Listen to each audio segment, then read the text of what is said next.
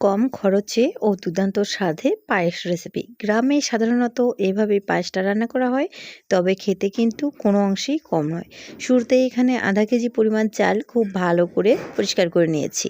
এখন আমি এখানে আধা কেজি চালের জন্য 1 কেজি পানি দিয়ে প্রথমে চালটাকে সিদ্ধ করে নেব। আর আমরা তো জানি যে দুধে ফুটে পায়েসটাকে রান্না করা হয়, ধারণা করা হয় যে হয়তোবা তাতে বেশি টেস্ট হয়, তা আসলে কিন্তু সেটা ঠিক না। এটা শুধু অনুভব করা।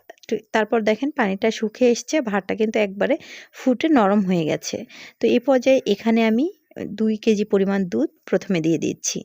তো 2 কেজি লিকুইড দুধ আমি কিন্তু এখানে ফ্রিজ থেকে নেমে তারপর দুধটাকে একটু ফুলিয়ে নিয়েছি। তারপর দুধটাকে একে, একে দিয়ে দিচ্ছি। দুধটা দেওয়ার পর এটাকে আমি খুব ভালো করে আবারও নেড়েচেড়ে দিচ্ছি। সম্পূর্ণ দুধ এখনও কিন্তু দেওয়া হয় নাই।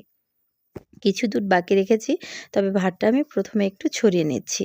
তো এরপর কিন্তু বাকি দুধটা আমি দিয়ে দিচ্ছি। এখানে টোটালি কিন্তু আমি 2.5 কেজি পরিমাণ দুধ দিয়ে দিচ্ছি।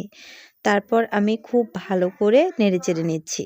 তো পায়েস রান্নার সহজ টিপস হলো, প্রথমে যদি চালটাকে একটু পানি দিয়ে ফুটিয়ে নেওয়া হয়, কোনো উপায়ে কিন্তু আপনি বুঝতে পারবেন না।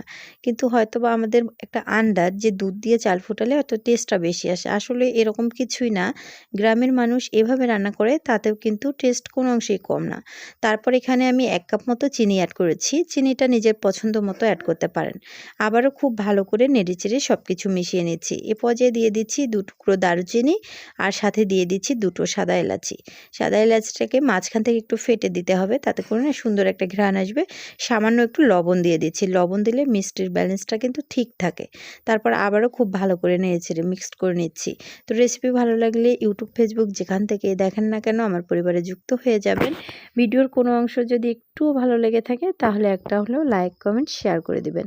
তো কথা বলতে, বলতে কিন্তু আমি বেশ কিছুক্ষণ এটাকে নেড়েচেড়ে নিচ্ছি।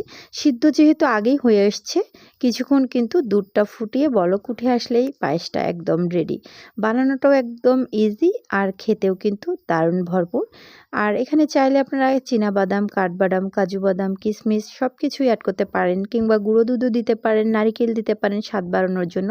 তবে গ্রামে সাধারণত এভাবেই পায়েসটা রান্না করা হয় অনেক আত্মীয়স্বজন বা মেহমানদের জন্য। আমি মনে করি এভাবে পায়েস রান্নাটা একেবারে ঝামেলা ছাড়া এবং সহজ উপায়ে। তো দেখতে পাচ্ছেন কতটা লোভনীয় হয়েছে। তো ভালো থাকবেন, সুস্থ থাকবেন, আর এভাবে অবশ্যই একদিন ট্রাই করবেন। আল্লাহ হাফেজ।